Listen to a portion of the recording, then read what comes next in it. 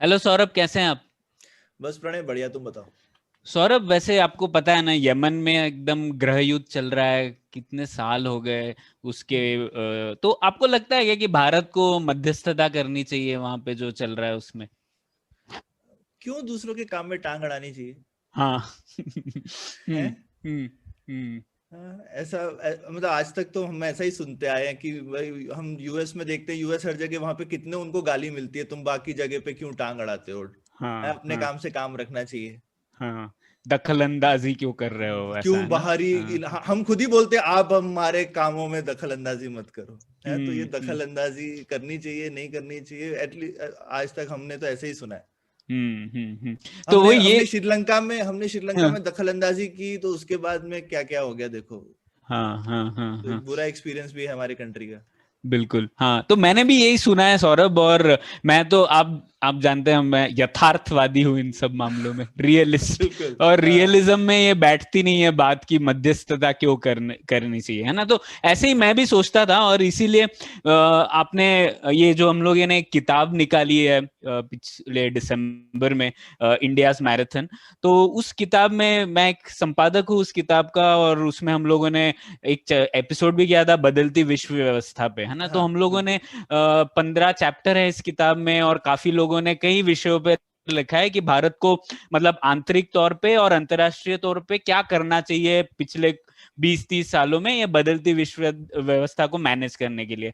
तो ये हम लोगों ने डिस्कशन किया है। मेरे विचार तो बताइए है मैंने। लेकिन उसमें एक चैप्टर था जिसमें एक बात आई कि भारत को क्यों मध्यस्थता करनी चाहिए बहुत ज्यादा, कंपेयर टू जो आज कर रही है भारत। ठीक है, करेक्ट। तो मतलब ये एक ऐसा चैप्टर था, उसका टाइटल है India as an international peace mediator.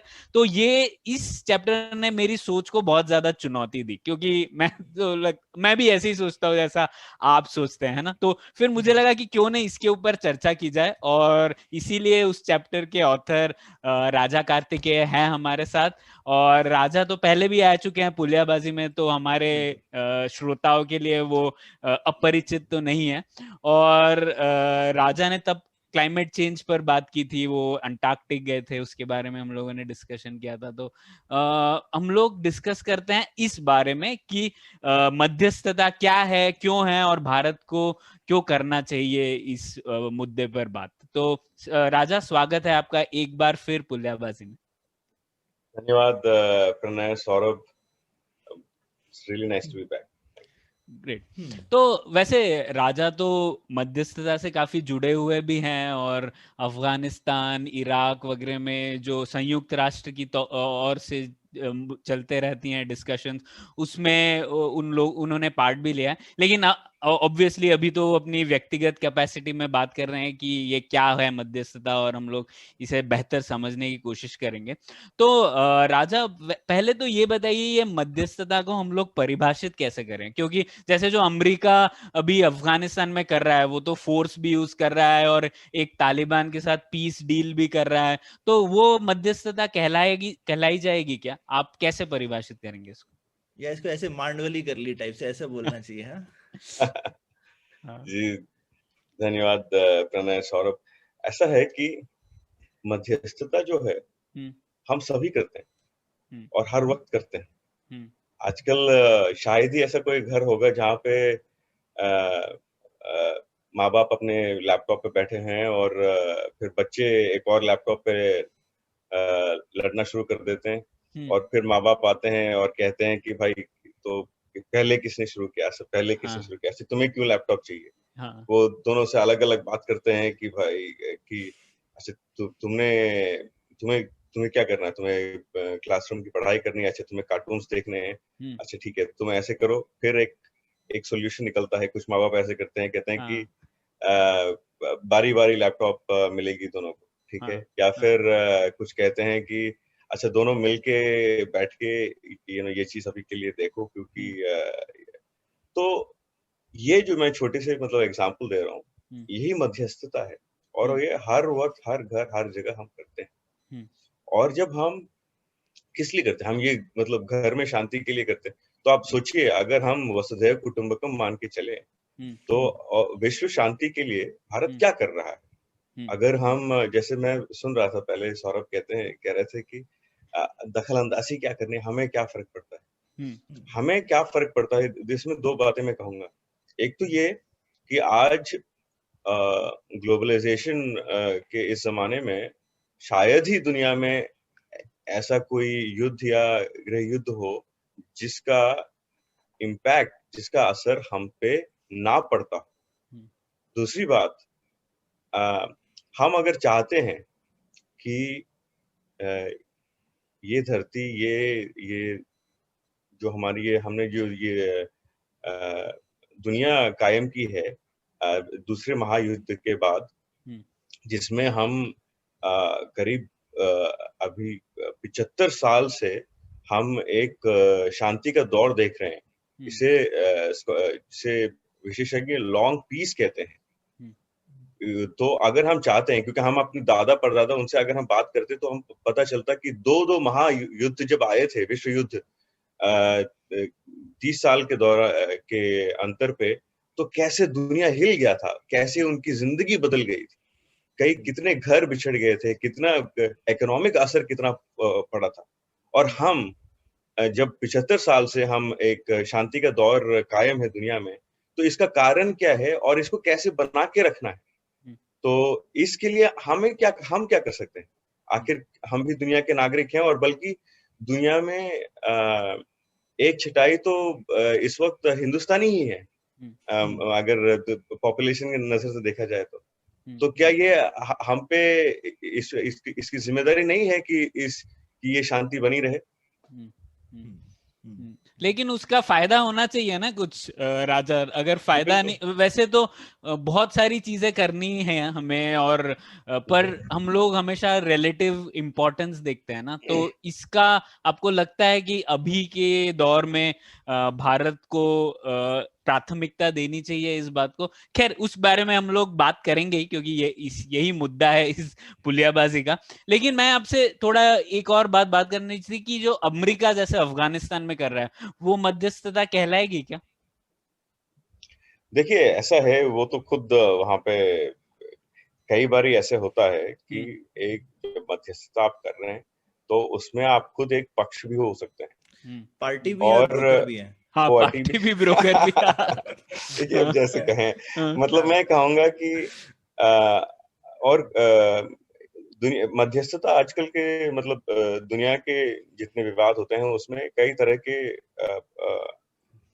मध्यस्थता करने वाले एक्टर्स होते हैं। एक जो मतलब कुछ एनजीओस हैं, बहुत बड़े एनजीओस हैं, और कुछ इंडिविजुअल्स हैं, मान लीजिए मार्टी यातिसारी या उस तरह के, जो कि उनके पर्सनल प्रेस्टीज पे जो कर रहे हैं। जिमी कार्टर, बिल्कुल। और जो फिर आपके जो हैं, फिर कुछ देश जो कर रहे हैं, और ये सबको समझ में आता है कि जो देश मध्यस्थता कर रहा है, तो उन पक्षों को भी पता है कि दुनिया में, मतलब एक ठीक है, मतलब असल में कोई निरपेक्ष नहीं है, ठीक है, मतलब थोड़े बहुत सब जो है उनके अपनी इंटरेस्ट है, लेकिन तो जब मतलब मध्यस्थ, हाँ बिल्कुल, मतलब ठीक है, रहता है, तो मतलब रहने से कुछ गलत नहीं है, बल्कि मैं तो कहता हूँ जब एक कोई भी राष्ट्र जब ये मध्यस्थता करता है तो सिर्फ इस वजह से कि उन पक्षों को पता है, या उनको लगता है कि आपका कुछ इसमें मतलब होगा, वो बल्कि आपको ज्यादा इज्जत देते हैं, मतलब आपकी बात ज्यादा सुनते हैं, क्योंकि उनको पता है, उनको शक करने की जरूरत नहीं है कि इसको इसमें क्या मिल रहा है, इसमें क्या मिल रहा है, हाँ, इसको कुछ मतलब है, ठीक है। और लेकिन उसके बावजूद जो करने से उस मध्यस्थता करने वाले को क्या मिलता है? उसको एक तो वो गौरव कि आप एक एल्ट्रुइस्टिक नजर से, मतलब एक दुनिया के की एक उस सोच से जा रहे हैं, और आप कोशिश कर रहे हैं शांति कायम करने का। एक दूसरा ये कि इसमें आपके डिप्लोमेटिक एपरेटस का जो मैच्योरिटी है वो नजर आएगा, क्योंकि मध्यस्थता सबकी बस की बात नहीं है। ये करने के लिए आपको सबसे पहले मध्यस्थता में सबसे इंपॉर्टेंट चीज हम जो कहते हैं कंसेंट, यानी जो पक्ष हैं वो राजी होने चाहिए कि आप मध्यस्थता उनके बीच में करें। तो वो जो उनसे जो कंसेंट हासिल करना जो है, इससे पता चलता है कि आपके किस तरह के संबंध हैं उनके साथ, आपने किस तरह के संबंध बना के रखा है, ये आपकी कितनी इज्जत है, कितना आपका वजन है। बेसिकली बिल्कुल वजन भी होना चाहिए है ना, ऐसा नहीं बिना वजन के तो नहीं कर सकते, कोई राजीनामा नहीं देगा। बिल्कुल बिल्कुल। और जो और वजन जो है उन दो पक्षों के ही प्रति ही नहीं, पर कभी-कभी जो देयर इज समथिंग, मतलब जो एक मॉरल वजन भी होता है कि मतलब अगर आप देखेंगे, और भारत का इस मामले में तो काफी रहा है कि भारत एक लोकतंत्र है, भारत का एक इतिहास रहा है गुटनिरपेक्षता का। तो भारत का की जो छवि है वो काफी बड़ी है। तो इसकी वजह से भारत ने मतलब कई ऐसे युद्ध हैं, कई ऐसे जगह हैं जहाँ पे भारत ने सभी के साथ बना के रखा है। और आज कुछ ऐसे मसले हैं, मान लीजिए सीरिया हो या जैसे, जिसमें जो बहुत पेचीदा हैं, जिसमें लेकिन भारत शायद ही कोई ऐसा पक्ष होगा जो कहेगा कि भारत हमारे खिलाफ है। तो भारत का ये एक खासियत रहा है। तो आप इसका जो है एक इस्तेमाल करने का भी जो है ये वक्त है। और सबसे अहम बात है कि आज जैसे आप संयुक्त राष्ट्र में मान लीजिए आप दावेदार हैं कि संयुक्त राष्ट्र के सिक्योरिटी काउंसिल में आप परमानेंट मेंबर स्थायी सदस्य होने की बात करते हैं। तो मतलब हम दक्षिण एशिया से बाहर भी तो सोचें। तो ऐसे में कि हम क्या जिम्मेदारी उठा रहे हैं दुनिया में, पूरे विश्व में शांति कायम करने के लिए। तो लेकिन ये कोई पद या कोई कोई चीज को हासिल करने के लिए नहीं मध्यस्थता नहीं कर रहे हैं, बल्कि मध्यस्थता करने से कुछ चीजें अपने आप आएंगी। अच्छा। तो मैं और ये कहना चाहूंगा, भारत के इतिहास तो बहुत लंबा है और हमारी ये हर जगह इसके बारे में, जब महाभारत में श्री कृष्ण जाते हैं पांडवों और कौरवों के बीच में बात करने के लिए, तो वो भी मीडिएशन ही था। जब चोला राजा 12वीं शताब्दी में आजकल जो मलेशिया है, वहां पे श्री विजय किंगडम था, और श्री विजय के राजा और चीन के सॉन्ग साम्राज्य के बीच में जब उन्होंने मध्यस्थता की थी, तो वो भी एक इसका ही नमूना एक था। और जब 1940 में 40-41 में जब दिल्ली और बगदाद के बीच में जब कुछ तनाव छिड़ गया था, तो दिल्ली में जो ब्रिटिश सरकार बैठी थी, तो उन्होंने मतलब जो ब्रिटिश सरकार की जो ब्रांच थी बगदाद में और लंदन के बीच में, उन्होंने मध्यस्थता की थी। तो हम बार बार हर जगह जो है हम देखते हैं कि हमारे इतिहास में ऐसे कई बारी ऐसे आई। 1950 की मैं बात करता हूँ, 50 के दशक की, जब हम सिक्योरिटी काउंसिल में थे, जब भारत सिक्योरिटी काउंसिल में था, और हमारे उस वक्त के राजदूत थे सर बी.एन. राव।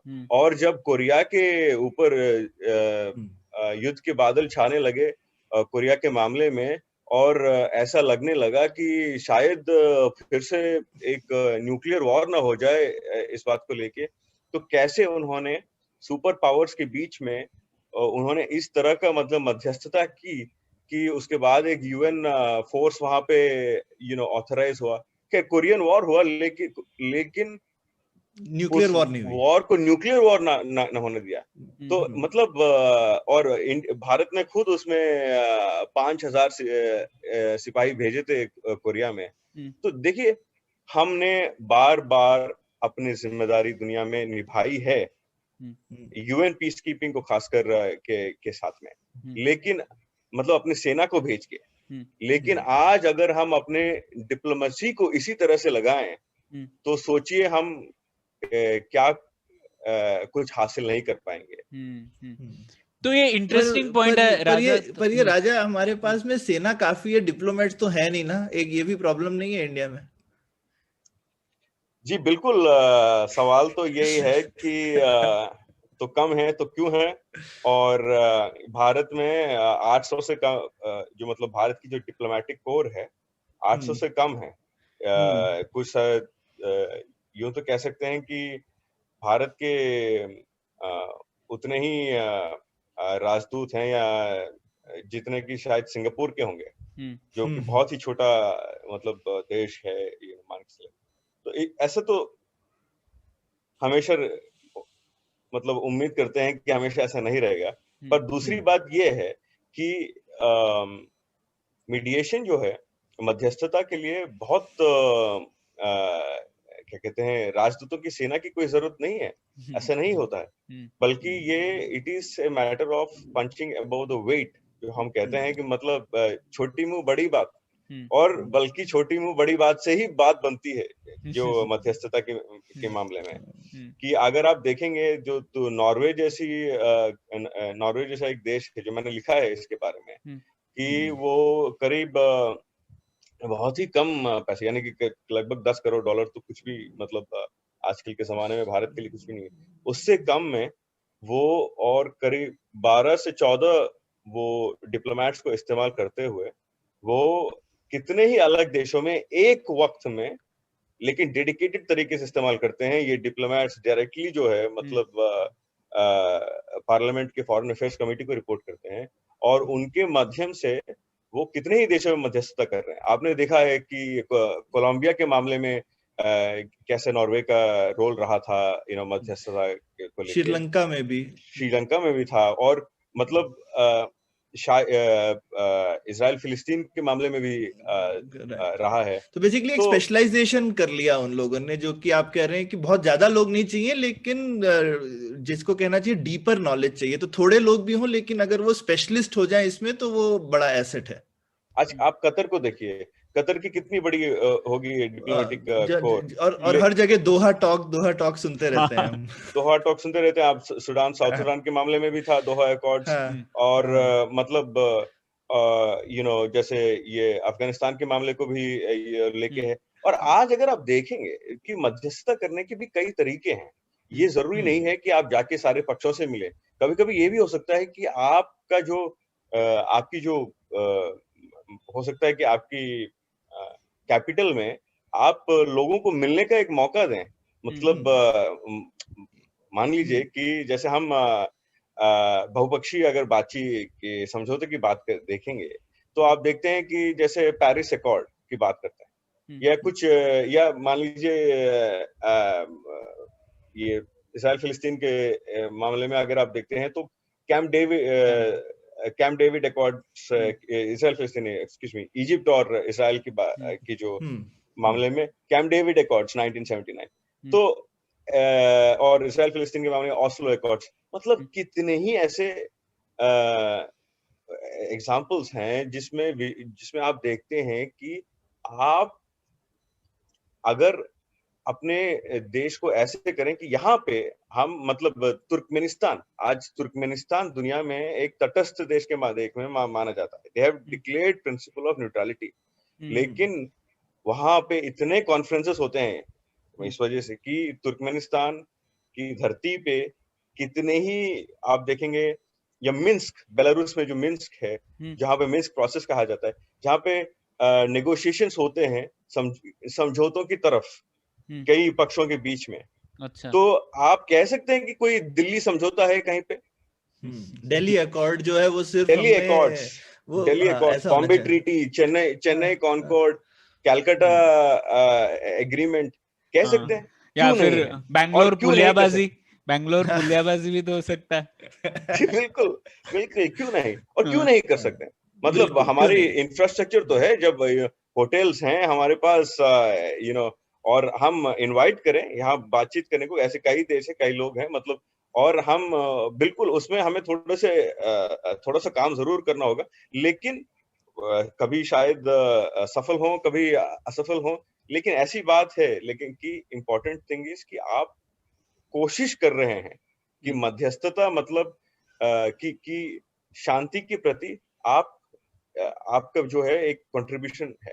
ये बहुत ये अच्छी बात कही राजा आपने, क्योंकि तो सौरभ जैसे ही वही राजा ने थोड़ा काफी यथार्थवादी रीजंस दिए हैं इसके लिए ना, मतलब जैसा उन्होंने कहा कि ये इस तरीके से मध्यस्थता करने से ही जो मध्यस्थता कर रहा है वो अपनी शक्ति बढ़ा सकता है, और शक्ति और औदा दोनों। सिर्फ मतलब मैं जैसे कहता हूं कि सिर्फ पावर ही जरूरी नहीं होता, ग्रेट पावर्स जिसे कहते हैं उनके लिए सिर्फ पावर जरूरी नहीं होता, एक लेजिटिमेसी भी जरूरी होती है।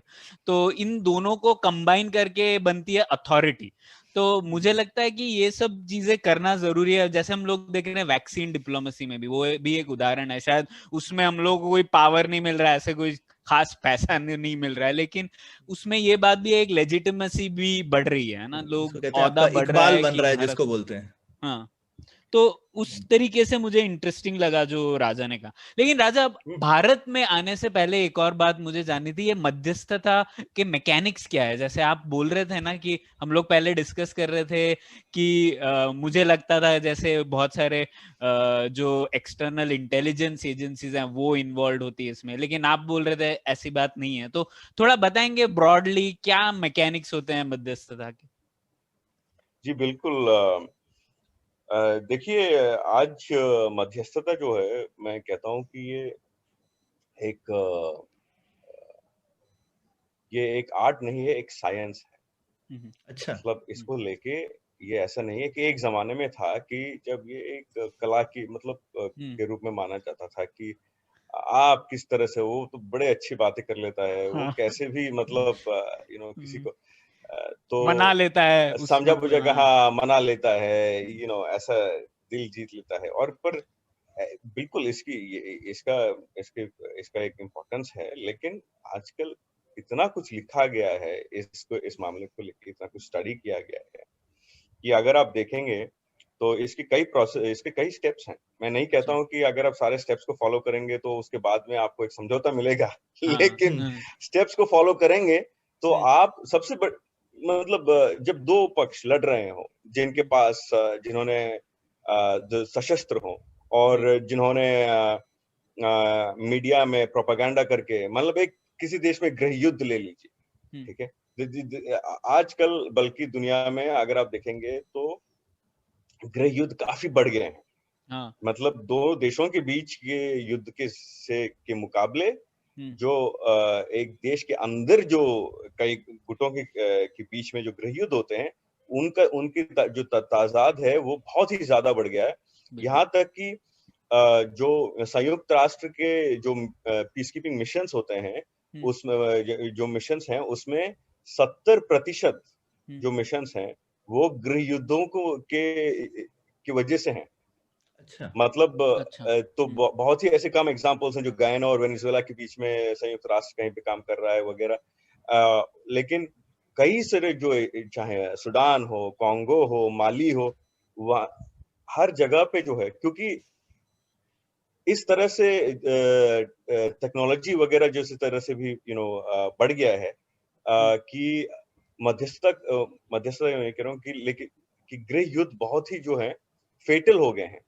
मतलब अगर आप देखेंगे तो कुछ सालों पहले कुछ आंकड़े निकले थे, 2015 की बात है कि जब एक साल में दो देशों के दुनिया में कोई भी दो देशों के बीच में अगर के युद्धों में जितने देखा जाए तो सिर्फ 30 सैनिक मरे थे।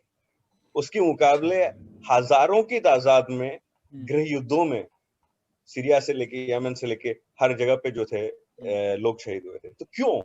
मतलब ऐसे में जो गृह युद्धों के प्रति अगर हम काम करेंगे, मध्यस्थता करेंगे, तो मतलब जरूरत भी बहुत ज्यादा है, ठीक है।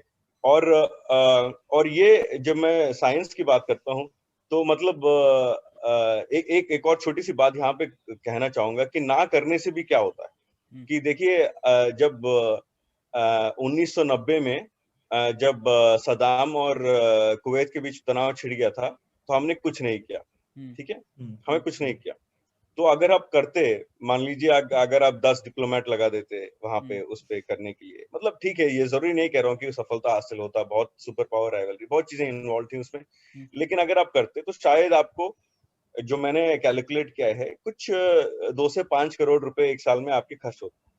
चाहे सफल होते या ना होते, ये अलग बात है, ये सद्दाम के अपने इरादे थे वगैरह, लेकिन ना करने की वजह से क्या हुआ, सद्दाम ने जब कुवैत पे हमला किया उसके बाद, और उसमें सारे जितने हिंदुस्तानी थे वो ऑयल उनको घर वापस लाना पड़ा।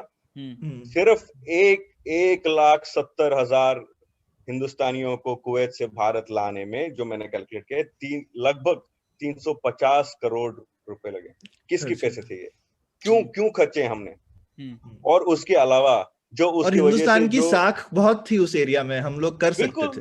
बिल्कुल, सद्दाम भी हमें हमारी इज्जत तो करता था, इज्जत करता था, फिर और जो ऑयल प्राइसेस बढ़ गए थे, उसके बाद आपके टमाटर से लेके आलू प्याज तक सभी के दाम बढ़ गए थे, यहाँ तक कि इतना बैलेंस ऑफ पेमेंट जो क्राइसिस हुआ, उसकी वजह से रुपये को 1/4 करना, क्या कहते हैं, उसका वैल्यू गिर गया, डिप्रिशिएट करना पड़ा, डिप्रिशिएशन, और साथ में मतलब सोवियत यूनियन के कोलैप्स जो होने लगा, तो हमने अपने भारत के सोने को गिरवी रखना पड़ा। क्या हम भूल गए कि कुछ ना करने से क्या कितना मतलब तकलीफ उठा सकते हैं, और ये आम आदमी को उठाना पड़ा, भारत के आम आदमी को उठाना पड़ा। मतलब अगर आप कहीं मिडिल ईस्ट में 2 देशों के बीच में मध्यस्थता करते, तो आप अपने आम आदमी को इतने तकलीफ से शायद बचा पाते।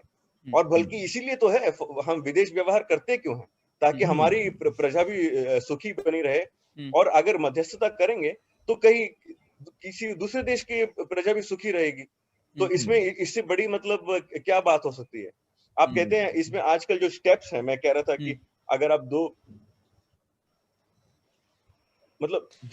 पक्षों को आप जान पहचान करें, आप उनको मैप करें, उसके बाद में वहां पे सिविल सोसाइटी, उसके स्टेक होल्डर्स को आइडेंटिफाई करते हैं, उसके बाद हम प्रॉक्सिमिटी टॉक्स कहते हैं कि आप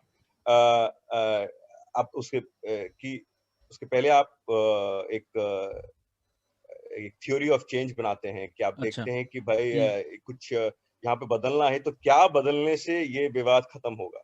आप कॉन्फ्लिक्ट एनालिसिस करते हैं और उसके ट्रिगर्स को समझने की कोशिश करते हैं। फिर आप दोनों पक्षों से मिलते हैं, अलग अलग मिलते हैं, और फिर उनको सपोर्ट करने वाले जो दूसरे पक्ष हैं उनसे मिलते हैं, आप प्रॉक्सिमिटी टॉक्स करते हैं, फिर आप एक पीस इंफ्रास्ट्रक्चर की डिजाइन करने की कोशिश करते हैं। मतलब हो सकता है कि आप ऐसे कुछ प्रोजेक्ट्स, जैसे मैंने खुद कभी डिजाइन किया कि जब 2 पक्षों के बीच में, मतलब एक जगह पे मैं जहाँ पे काम कर रहा था, जो बहुत सशस्त्रीय, मतलब वहाँ पे बहुत बमबारी, दोनों गुट एक दूसरे के खिलाफ बहुत दुश्मनी थी। तो एक छोटी सी हमने जो कोशिश की थी कि वहाँ पे एक इरिगेशन का पाइपलाइन डाला जाए। तो क्योंकि इरिगेशन पाइपलाइन के नाश होने से दोनों ही इफेक्ट हो रहे थे, तो वो पाइपलाइन प्रोजेक्ट का जो ओवरसीइंग कमिटी है, उसमें दोनों तरफ के जो है बड़ों को बिठाया जाए, ताकि वो मिलेंगे, लेकिन वो शांति वार्ता करने के लिए नहीं बैठेंगे, बल्कि वो बैठेंगे तो इरिगेशन पाइपलाइन के बारे में बात करने बैठेंगे कि भाई इंजीनियर कैसा काम कर रहा है, ठेकेदार ने काम किया है कि नहीं। लेकिन ये करते करते उनके बीच में एक तो उन दोनों का एक तो उन दोनों का एक कॉमन गोल हो जाता है, ठेकेदार, मतलब ठेकेदार से सही काम कराना। और दूसरा जो होता है इस दौरान की सबसे missing ingredient, which is trust, भरोसा, एक दूसरे पे भरोसा एक कायम होता है। तो ये तरीके जो इस तरह से आप कॉन्फिडेंस बिल्डिंग मेजर्स बना के डिजाइन करके इम्प्लीमेंट करते हैं, फिर आप मैसेजिंग करते हैं सारे स्टेक होल्डर्स को, क्योंकि मध्यस्थता करने वाले पे कई बार शक होता है, ये मुझे क्या बोल रहा है और उसको क्या बोल रहा है। लेकिन उसका सबसे बड़ा रोल ही ये होता है कि एसिमेट्री ऑफ इंफॉर्मेशन को करेक्ट करना। मतलब कि विवाद अक्सर इस वजह से होते हैं कि मतलब हम गलत समझ बैठा उससे, ये उसको मैं गलत समझ बैठा। तो हम किसी को गलत क्यों समझते हैं? क्योंकि हम नहीं जानते उनके पास क्या इंफॉर्मेशन है, और वो नहीं जानते हमारे पास क्या इन्फॉर्मेशन है। मतलब अगर आप मान के चलें कि खैर दुनिया में लोगों को अपने अपनी मतलब खुदगर्जी भी एक चीज होती है, लेकिन खुदगर्जी के अलावा अक्सर ऐसी चीजें होते हैं कि जो हम घरों में देखते हैं या हमारे सोप ओपेरा में, आप टीवी सीरियल्स में नहीं देखते कि आपने कि एक ने जाके एक से एक चीज बोल दिया, फिर दूसरे से जाके दूसरी बात बोल दी, लेकिन क्योंकि ये दोनों लोग आपस में बात नहीं कर रहे हैं तो इनको पता नहीं है कि उन दोनों के बीच में कुछ क्रिएट हो रहा है। हाँ, गलत फहमी तो होती रहती है। हाँ, तो गलत फहमी दूर करना मध्यस्थ, तो इसलिए transparent messaging between these various. और लास्ट में ये कहना चाहूंगा कि उसके बाद मॉनिटरिंग इवैल्यूएशन, कि अगर आप जाके अगर एक समझौते की बात करें तो इसको कैसे आप इवैल्यूएट करेंगे, और लॉन्ग टर्म रिकंसिलिएशन। देखिए समझौते से कभी शांति कायम नहीं हो जाती, समझौता शुरुआत होता है शांति का, समझौता इशारा होता है शांति का, उसके बाद लॉन्ग टर्म में सोसाइटीज को रिकंसाइल करना होता है। तो उस मामले को में तो मतलब भारत में ऐसे कई समझौते हुए हैं। नॉर्थ ईस्ट में फॉर एग्जांपल भारत का बहुत एक्सपर्टीज रहा है, हमारे अफसरों का, ये बोडो मामले में हो या कई और मामले में, अभी नागालैंड में नागा एकॉर्ड्स की बात की जा रही है। तो long term reconciliation between communities, इसमें भी मध्यस्थता की जरूरत पड़ती है, और इसमें तो हमारा बहुत तजुर्बा रहा है। बहुत अच्छी क्लास लगाई आपने राजा, बहुत कुछ सुनाई दिया। और उसमें एक अच्छी बात बोली आपने जो रिकंसिलिएशन के लिए, तो जैसे आपने बोला कुछ एक्टर्स होते हैं जो इन्वॉल्व है इसमें, इंडिविजुअल्स या फिर इंटरनेशनल ऑर्गेनाइजेशन या फिर एनजीओज, और एक चौथा जो है राष्ट्र। तो रिकंसिलिएशन में शायद राष्ट्र को थोड़ा ज्यादा एडवांटेज है ना, क्योंकि राष्ट्र तो सालों साल के लिए है, दशकों के लिए है, जबकि इंडिविजुअल्स कुछ आज हैं कल नहीं है, तो उनके थोड़ा कमजोर हो जाएगा रिकंसिलिएशन उनके साथ। बिल्कुल, इंस्टीट्यूशनल मेमोरी भी कोई चीज होती है कि आप जब एक राष्ट्र बात करता है तो ये लोग देख के चलते हैं। बल्कि मैं तो कहता हूँ आजकल में अगर कोई इंडिविजुअल आके भी बात करे आपसे, तो आप अक्सर देखते हैं कि अच्छा ये इंडिविजुअल कौन से राष्ट्र से, कहाँ से है, कई बार ऐसी बात हो जाती है। मतलब देयर आर केसेस वेयर वो ऐसे महान हो, मतलब जैसे मंडेला ने जब एक बार एक मीडिएशन थी, तो ऐसे में आप देखते हैं कि मतलब उनकी पर्सनल छवि ऐसी रहती है, ऐसा होता है कि और जैसे कई देशों से खत आते थे गांधी जी को, और उनकी मतलब राय जानना चाहते थे कि हमारे देश में जो कॉन्फ्लिक्ट है इसमें आप क्या कहना चाहेंगे। गांधी जी ने, मुझे नहीं पता कि उन्होंने, आई डोंट थिंक उन्होंने कहीं मध्यस्थता की भारत के और दक्षिण अफ्रीका के बाहर, लेकिन उनका जो राय मतलब बहुत इम्पोर्टेंट होता था। तो ये बात है कि जो स्टेट्स होते हैं, लेकिन जो राष्ट्र होते हैं, क्योंकि उनके पास पैसे हैं और मतलब एक लॉन्ग टर्म इंस्टीट्यूशनल मेमोरी बना रहता है, और वेरी इंपॉर्टेंटली क्योंकि पता होता है कि देखिए हम अक्सर सोचते हैं कि इसमें पॉलिटिकल कैपिटल की बात करते हैं। मतलब भारत में कई लोग सोचते हैं कि अच्छा इसमें वैसे आप सिर्फ दो चीजें सोचते हैं, या तो हम सिर्फ छोटे देशों के बीच में मध्यस्थता करते हैं, बात बड़े देशों के बीच में को तो कोई जरूरत ही नहीं है, मतलब या कि दो बड़े देश जब लड़ते हैं तो उसके बीच में क्या कोई मध्यस्थता करे। लेकिन ये गलत है। अगर आप देखेंगे कि तो जिस तरह से अमेरिका और क्यूबा के बीच में जब नॉर्मलाइजेशन की बात आई 2012 में, तो उसमें वेटिकन सिटी का क्या रोल था। अगर आप देखेंगे तो कि जब 1970 में ये इट्स वेल नोन फैक्ट कि जब अमेरिका और चीन के बीच में नॉर्मलाइज करने की बात आई रिलेशंस, तो उसमें पाकिस्तान ने जो इंटरमीडिएरी का रोल किया। तो और स्विट्जरलैंड अमेरिका और ईरान के बीच में करता रहा। तो मतलब कई ऐसे एग्जांपल्स हैं जिसमें बड़े बड़े देशों के बीच में भी बड़े बड़े देश भी उन्होंने मध्यस्थता का फायदा उठाया है। बल्कि मैं यहाँ तक है कि भारत ने भी मध्यस्थता का फायदा उठाया। हम कहते हैं कि हमें किसी की दखलंदाजी की जरूरत नहीं, लेकिन ऐसे कई मामले आए हैं विच आर वेल रिकॉर्डेड, वेरिन हम ना कहते हुए भी हम एक मतलब एक सिर्फ इशारे से कहते हैं ठीक है, मतलब ये कुछ मामले में अगर आप बिहाइंड द सीन्स काम करें तो you know we will accept it to an extent. और तो हमने फायदा भी उठाया है, और हमने जो हमारी इमीडिएट नेबरहुड है तो वहां पे हमने मध्यस्थता की भी है। तो मैं ये आज ये मेरा ये सुझाव है कि भारत अब ये आगे सोचे और दक्षिण एशिया से बाहर पूरी दुनिया में दूसरे कॉन्टिनेंट्स पे, अफ्रीका से लेकर दक्षिण अमेरिका तक मध्यस्थता करने के बारे में सोच विचार करे। और इसके कई ऐसे अपॉर्चुनिटीज भी हैं आने वाले 25 सालों में। वाह, अच्छी बात कही आपने राजा। तो अब आ जाते हैं जो कॉमन मतलब हमारी धारणाएं हैं कि क्यों मध्यस्थता नहीं करनी चाहिए। आपने कुछ तो कवर कर ही लिए हैं, लेकिन और कुछ भी ऐसी धारणाएं उन पे बात करते हैं।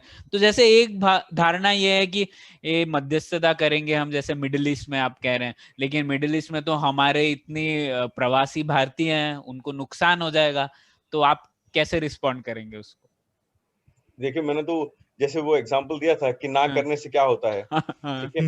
हम भारत का अब हमने बहुत अच्छी अपने एक स्ट्रेंथ से बना ली है कि कहीं भी अगर कोई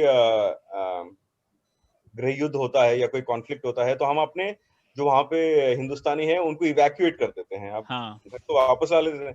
तो ये हमने, बल्कि इसके बहुत कुवैत से भी पहले हमने मोजाम्बिक में किया, हमने फिर कई जगह किया, अभी यमन में किया था, लीबिया में किया था, लेबनान में जब 2006 में हुआ था तो क्या था कि कहीं पे अगर युद्ध छिड़ जाता है तो हम अपने देशवासियों को वहां से घर वापस मतलब सेफ एंड साउंड वापस ला देते हैं, ठीक है, तो हिफाजत से। लेकिन अगर आप इसके मुकाबले वहां पे मीडिएशन, मध्यस्थता में कुछ अपने रिसोर्सेस लगाते हैं तो सोचिए इसके कि शायद ये क्या है, शायद ये करना ही ना पड़ता। मतलब आप सोचिए कि और ना करने से ऐसी भी नहीं है कि अगर आप मध्यस्थता नहीं करेंगे तो वहां पे प्रवासी भारतीय एकदम सेफ एंड सिक्योर रहता है। जब ईडी अमीन ने उगांडा से 1972 में करीब 80,000 प्रवासी भारतीयों को निकाला किया था, तो उस वक्त हम क्या कर पाए? हमने तो कुछ नहीं किया था, फिर भी उसकी ऐसी थी। जब ऐसे कई बार आए हैं कि मतलब जब कोई सरकार बदल जाता है या कुछ चीजें होती हैं, फिजी से लेके तो मतलब कई तो वहां पे मान लीजिए प्रवासी भारतीयों के खिलाफ तनाव बढ़ जाता है वगैरह। तो हम मतलब पोस्ट फैक्टो के करने के अलावा, मतलब अगर हम एक प्रोएक्टिवली करते हैं तो मेरे ख्याल से बल्कि बना रहेगा। खुद दक्षिण अफ्रीका में गांधी जी ने जैसे अपने एक्टिविटी से दिखाया था कि जो उन्होंने हिंदुस्तानियों के लिए वहां पे जो हासिल की थी, और वो हिंदुस्तानी मतलब हिंदुस्तानी करके नहीं थे उस वक्त के हिंदुस्तानी, मतलब जो कि कराची से लेके चेन्नई से लेके शायद पेगू तक के जो थे, बर्मा तक के जो हिंदुस्तानी थे, उन सब के लिए, उनके हक के लिए जो लड़े थे। लेकिन साथ में ही उनके काम की वजह से वहां के जो दूसरे ग्रुप्स थे जैसे एशियंस और तो उन सबको भी जो था एक मार्गदर्शन मिला था, ठीक है। तो आप मैं ये कहना चाहता हूं कि अगर आप ये मान के सोचें कि हम कुछ नहीं करेंगे और इससे हमारे प्रवासी भारतीय सुखी रहेंगे, तो ये तो बिल्कुल ही नहीं बनता। तो तो मेरे ख्याल से अगर आप ये कि आज अगर आप 2 पैसे का खर्चा करेंगे, क्या कहते 2 रुपए का अगर आप एफर्ट्स करेंगे, तो इसके जो मुनाफे हैं, इसका जो फायदा है बल्कि आपको, तो ये कई गुना है। हाँ, तो ये अवसर लागत की तरह देख सकते हैं हम लोग, अपॉर्चुनिटी कॉस्ट। तो कुछ ना करने का शायद कभी कभी अपॉर्चुनिटी कॉस्ट ये होता है कि आपको बहुत ज्यादा खर्च करना पड़ता है, और लोग ऐसा भी नहीं है कि आप सब लोगों को बचा पाते हैं। तो ठीक है, वो बात समझ गए। अब एक और बात आते हैं राजा, हम लोगों ने तिमोर लेस्ट की बात नहीं की। तिमोर लेस्ट जो है वहां पर भी भारत का योगदान रहा है, और ये एक ऐसा उदाहरण है जो दक्षिण एशिया के बाहर भी भारत ने कुछ इन्वॉल्वमेंट रहा है। तो थोड़ा इसके बारे में बताइए। और इससे जुड़ा हुआ सवाल है, अक्सर लोग कहते हैं कि पहले हमको अपने प्रॉब्लम सुधारने चाहिए, जब हमारे प्रॉब्लम पाकिस्तान के साथ निपट जाएंगे तभी हमें ये सब मध्यस्थता करनी चाहिए, क्यों फालतू में और कहीं जाए। तो इसके बारे में आप क्या कहेंगे? जी बिल्कुल, मतलब एक बात है कि जो कहते हैं कि पहले हमारे मतलब भाषा में भी एक कहावत है कि पहले घर निपटाओ फिर दुनिया का देखेंगे। लेकिन देखिए, ये तो वही बात हो गई कि पहले गरीबी हटाओ फिर अंतरिक्ष की बात करेंगे। तो वो तो हमने क्या नहीं है, हम तो मतलब हम ऐसे हैं कि हम ये भी कर सकते हैं, वो भी कर सकते हैं। और हम बल्कि हम जो चीजों में जिस मामले में सफलता हासिल करते हैं घर में, बल्कि वो हम दुनिया को दिखा भी सकते हैं। आज हम वैक्सीन मैत्री के अलावा आपने देखा होगा प्रधानमंत्री बात कर रहे थे जैसे कि जन धन योजना और आरोग्य सुरक्षा की जो बातें हैं, जो स्कीम्स हैं, तो इसका भी मतलब जो हम इम्प्लीमेंट कर रहे हैं, जो मतलब बढ़ रहे हैं, तेजी से बढ़ रहे हैं, लेकिन जो चल रहे हैं, लेकिन इसका भी हम जो है टेक्निकल असिस्टेंस और इसकी जानकारी दूसरे देशों को दे सकते हैं। तो ये हमारा रहा है कि हम दुनिया की कभी कह सकते हैं कि अगर कि भारत दुनिया का एक छोटा रूप है, तो एक भारत दुनिया के एक लेबोरेटरी टाइप भी रहा है कि कई ऐसे एक्सपेरिमेंट्स जो हम भारत में करते हैं वो दुनिया में कई लोगों को इसका फायदा मिल सकता है। और हमने इसलिए अपने आप को कभी रोका नहीं कि हमें घर पे ये निपटाना चाहिए। और बल्कि 1999 में जब कारगिल वॉर चल रहा था और हमारे बॉर्डर पे कई इश्यूज चल रहे थे, लेकिन उसी वक्त जो टिमोर लेस्टे में जो स्पेशल ऑनवॉय थे संयुक्त राष्ट्र के, उन्होंने तो हमने वो भारत के थे। तो इस तरह से मतलब जो इसे कहते हैं बैंडविड्थ, डिप्लोमेटिक बैंडविड्थ की जो बात करते हैं कि मतलब कि अगर हम ये कर सकते तो वो नहीं कर सकते, ये बात नहीं है। भारत का इस तरह का कि भारत की ऐसी क्षमता है आज कि मैं दावे के साथ कह सकता हूं कि भारत अगर चाहे तो अपने सारे मामले जो देश को इस वक्त परेशान कर रहे हो या जो देश के लिए मुहिम हो, उनके साथ निपटते हुए उसी वक्त दुनिया के किसी दूर किनारे पे भारत मध्यस्थता कर सकता है, बल्कि कई जगह पे कर सकता है, और ऐसी भारत की क्षमता है। तो प्रणय, मैं इसको बोलता हूँ या नहीं ये भी, इसको बिल्कुल, और नहीं एंड। बिल्कुल बस कुछ हाँ प्लीज एक और मतलब धारणा है राजा, जो आखिरी है, बाकी तो आपने काफी अच्छे से समझा ही दिया हमें। तो एक और धारणा रहती है कि पहले हमें मिलिट्री पावर बनना चाहिए, क्योंकि अक्सर जो मध्यस्थता है उसमें फोर्स का प्रयोग होता है, जैसे अब अमेरिका का अफगानिस्तान में हम लोग देख ही रहे हैं। तो पहले वो इकट्ठा करें और उसके बाद मध्यस्थता करें। तो आपको क्या लगता है इसके बारे में? देखिए, फोर्स की तो बात ही, ये तो बिल्कुल ही गलत है। मतलब जब हम कतर की बात कर रहे थे तो कौन सी मतलब सेना लेके आते हैं वहां पे, या नॉर्वे हो गया, और जैसे बुर्किना फासो ने जब माली में जब उन्होंने मध्यस्थता की थी माली के फैक्शंस के बीच में, तो वो कौन सी सेना लेके आ रहे थे, या फिर कौन सी ट्रेजरी के बल पे आ रहे थे। तो ऐसी बात है कि मध्यस्थता के लिए मतलब सोच और एक पॉलिटिकल विल, और मैं तो कहता हूँ मतलब ये राजनीतिक क्षमता है। सबसे इम्पोर्टेंट जो है, तो ये राजनीतिक क्षमता है कि दी पॉलिटिकल एबिलिटी कि आप कंसेंट हासिल करें। और बल्कि कंसेंट भी कभी कभी ऐसा होता है कि कोई हम कहते हैं हम कभी न्योते के लिए कोई इंतजार करने की जरूरत नहीं है। कभी कभी जो है कंसेंट हासिल करने की कई हासिल भी कर सकते हैं। मतलब ये नहीं कि कोई आपको बुलाए और कहे कि आइए हम मध्यस्थता कीजिए। अक्सर आपको लगता है कि इस विवाद की वजह से इस रीजन में बल्कि दुनिया में एक प्रॉब्लम खड़ा हो सकता है। और तो अगर आप करना चाहते हैं तो आप कंसेंट हासिल करने के भी कई तरीके हैं। तो कंसेंट तो बहुत इंपॉर्टेंट है, कंसेंट के बिना तो नहीं करना चाहिए, लेकिन तो ये तो है ही।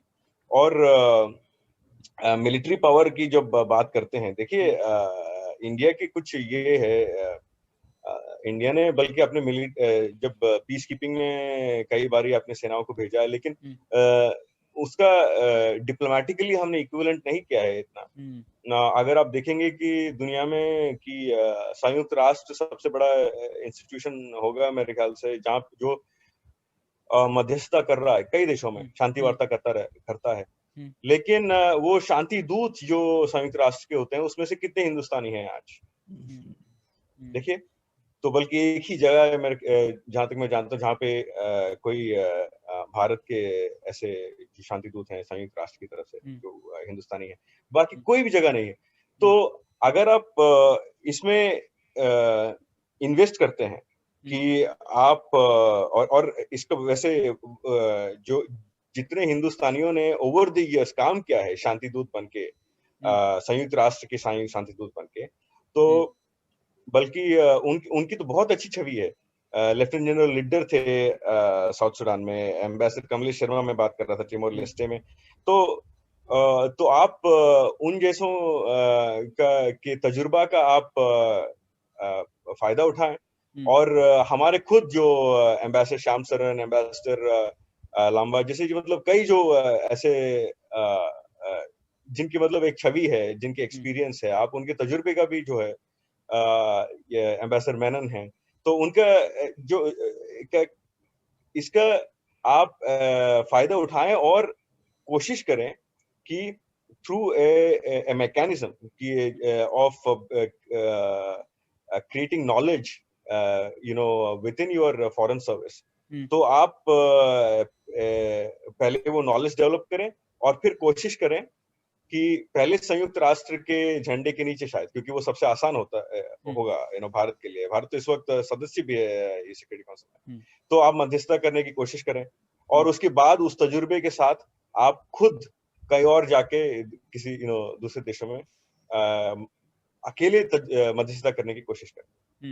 और तो इसमें ये बात भी है राजा, जरूरी नहीं है ना कि इन लोगों को एम्बेसडर्स होना चाहिए या फिर क्योंकि अगर हम लोग ये पॉइंट पर हमेशा अटक जाते हैं कि 800 ही लोग हैं, तो ये इन सब चीजों के लिए तो हम लोग 800 के बाहर भी जा सकते हैं ना। भारत में टैलेंट की तो कमी नहीं होगी इन सब मामलों में, नेगोशिएशंस तो काफी चीजों में करते हैं हम लोग। जैसे राजा ने बोला है कि हमारे पास इतने जिन लोगों ने नॉर्थ ईस्ट वगैरह में एक्सपीरियंस हासिल किया हुआ है, वो लोग कोई एम्बेसडर्स थोड़ी थे, हम वो टैलेंट रीयूज कर सकते हैं ना। जी, अक्सर कई आईपीएस ऑफिसर होते हैं, आईपीएस ऑफिसर्स ने नॉर्थ ईस्ट में क्या है, उनको उनके तजुर्बे का हम फायदा उठाएं। कई आईएएस ऑफिसर्स जो मतलब एक कलेक्टर का काम भारत में मतलब एक आधा टाइम तो यही है मतलब मध्यस्थता करने में ही निकल जाता है। एक डीएम कलेक्टर का काम कोई आसान नहीं होता है। तो आप उसका फायदा उठाएं, आईएएस आईपीएस के बारे मतलब को भी इन्वॉल्व करें। और ऐसे कई सिविल सोसाइटी लीडर्स हैं जिन्होंने हमारे देश में मध्यस्थता करके मतलब कई मामलों में कोशिश की है। मतलब फ्रॉम टाइम टू टाइम आप देखते हैं, जैसे कश्मीर के मामले में गवर्नमेंट अपॉइंट करता है एक सिविल सोसाइटी ग्रुप को मध्यस्थता करने के लिए, जानकारी के लिए, उसके बाद फिर वो खत्म हो जाता है। समझ नहीं आता कि क्या हुआ है। फिर उनके हम मतलब हम एक लॉन्ग टर्म पॉलिसी के नाते हम एक कोड नहीं डेवलप कर रहे हैं मीडिएटर्स का। अगर हम चाहें तो कर सकते हैं और इन सब का जो है एक्सपीरियंस का फायदा उठा सकते हैं। तो जो कई न्यूज़पेपर के एडिटर्स हैं, जो कुछ बल्कि कुछ पॉलिटिशियंस भी हैं। और ये भी नहीं कहता कि पॉलिटिशियन मतलब मैं कि एक छोटा सा मतलब एग्जांपल दूं कि कैसे आप विपक्षी दल के पॉलिटिशियन को के तजुर्बे का भी आप एग्जांपल यूज कर सकते हैं। जब एक केस है जो खुद बहुत मशहूर है अभी, कि जब एक इश्यू आया था तो 1990 के दशक की बात है, तो नरसिम्हा राव जी ने उस वक्त के प्रधानमंत्री थे, लेकिन उन्होंने विपक्षी दल के जो नेता थे वाजपेयी जी, उनको भेजा, क्योंकि वो जानते थे कि इस मामले को सुलझाने के लिए, क्योंकि वो जानते थे कि वाजपेयी जी विदेश व्यवहार मंत्री रह चुके हैं और उनका ऐसा तजुर्बा है, वो जानते हैं। तो मतलब हमारे जो जो नेता हैं, उनमें भी जो काफी तजुर्बा है, तो जरूरी नहीं है कि सिर्फ एम्बेसडर्स ही करें। मध्यस्थता जो है एक और like I said, it's a science. If you have a well established core, तो स्काई इज द लिमिट। जैसे गवर्नर स्वराज जो है, सुषमा स्वराज जी के हस्बैंड, उनको वो मीजो अकॉर्ड में इनफैक्ट उन्होंने मध्यस्थता की थी, तो उन्होंने इंसिस्ट किया था कि इनको गवर्नर बनाइए इसके बाद, तभी हम लोग कंफर्टेबल रहेंगे। तो बिल्कुल बिल्कुल ऐसे मतलब कई आप अक्सर देखते रहते हैं, जैसे मतलब सिविल सोसाइटी लीडर्स हैं, मतलब अन्ना हजारे जी की बात तो की जैसे थे, और ऐसे आई एम सेइंग कि और जो हिंदुस्तानी कई जो दूसरे देशों में काम करते हुए और वहां पे कई काफी मशहूर हो गए, तो अब प्रवासी भारतीय भी हैं, आप उनका भी मतलब उनके तजुर्बे का भी फायदा उठा सकते हैं। वाह, वाह, ये तो अच्छी नई बात जानने मिली। अब एक और बात राजा, आपने जैसे कहा था कि अगले 20-30 सालों में और मौके आने वाले हैं, तो थोड़ा आपने डरा दिया हमको। तो लेकिन आप ये बताइए कि कहाँ और कैसे शुरुआत कर, मतलब कहाँ और कब मध्यस्थता करनी चाहिए, कब नहीं करनी चाहिए, और भारत के लिए कहाँ करना ज्यादा जरूरी है आज के दौर में? बिल्कुल, देखिए कहाँ करनी चाहिए, दो चीजें हैं कि कभी भी घर निकलने से पहले हम देखते हैं ना कि बारिश हो रहा है कि नहीं, और छाता लेके चलना चाहिए कि नहीं, और फिर तो पहले आप मौसम का अनुमान लगाएं कि कहाँ पे राजनीतिक मौसम कैसा है, और दूसरी बात आपकी आप क्षमता तो सही है, लेकिन क्षमता तो हर कोई क्षमता देखे बिना तो नहीं जाएंगे, लेकिन साथ में आप आपकी इंटरनल पॉलिटिकल विल कितनी है कि आप किस हद तक, क्योंकि मध्यस्थता ऐसे तो नहीं है कि आप जाएंगे एक बारी बात करके वापस आ जाएंगे, it takes years long commitment. तो हम कब करें? अब मेरे ख्याल से जो हम मल्टीपोलर एनार्की, जो तक्षशिला ने जो सिनेरियोस डिजाइन किए थे, मेरे ख्याल से जो मल्टीपोलर एनार्की है उसमें कई मौके ऐसे आएंगे मध्यस्थता करने के, मतलब मौके ही नहीं बल्कि जरूरत भी पड़ेगी, जरूरत भी पड़ेगा मतलब भारत को मध्यस्थता करने का। और मैं ये कहना चाहूंगा कि कहाँ आने वाले 25 सालों में मतलब जिस तरह का इस वक्त दुनिया का हालत मतलब ठीक नहीं है, शायद ही कभी ऐसा कोई मौका आया हो इतिहास में जब सब कहें कि दुनिया में सब कुछ ठीक है, बिल्कुल। लेकिन इस वक्त खासकर जो जियोपॉलिटिकल इम्बैलेंसेस चल रहे हैं, जो टेंशन चल रहे हैं, एक्सक्यूज मी, और जिस तरह का जो क्राइसिस ऑफ मल्टीलैटरलिज्म की हम बात करते हैं, तो मतलब जिसमें कि कई देश जो हैं वो आपस में बात करना चाहते हैं, लेकिन बहुपक्षीय बातचीत में उनका भरोसा मतलब कम हो रहा है, ऐसा लगता है। और कई जगह देशों में एक पॉपुलिस्ट फोर्सेस जैसे आ गए हैं, नेशनलिज्म, राष्ट्रवाद बढ़ गया है, बहुत ही ज्यादा बढ़ गया है। तो इस सिनेरियो में एक तनाव बहुत बढ़ गया है दुनिया में, और ये ऐसे वैसे तनाव नहीं है, मतलब ये हमने कोल्ड वॉर के अंत का शायद फायदा ठीक से नहीं उठाया, और फिर आप देख रहे हैं कि कोविड के बाद, कोरोना के बाद जो है कई देश जो है मतलब इंसुलेटेड हो गए हैं, मतलब वो सिर्फ कि आप ये मतलब अपने फायदे की बात सोच रहे हैं, आपने बायलैटरल एड कम होने लग गया सब है, आत्मनिर्भर होना चाहते हैं, सिकुड़ गए हैं, बिल्कुल हाँ, आत्मनिर्भर कह सकते हैं, लेकिन साथ में सिकुड़ गए हैं एक तरह से, ये जरूर। तो इस वक्त कई ऐसे मतलब अफ्रीका से लेके आर्कटिक, बल्कि रिसोर्सेस के लिए जो जैसे जैसे पृथ्वी के दो छोर, जो मैं गया हूँ आर्कटिक और अंटार्कटिक सर्कल्स, और पिछले एक बारी मैं पुलियाबाजी में मैंने बात की थी कि किस तरह से क्लाइमेट चेंज दुनिया का नक्शा बदल रहा है। तो ये जो नक्शा जब बदल जाएगा, जब ये हमारे बर्फीली छोर उत्तरी पोल छोर पे जब बर्फ पिघलेगा और वहां से जब नेविगेशन आसान होने लगा है, तो वहां पे जो कंपटीशन है रिसोर्सेस का वो बढ़ेगा।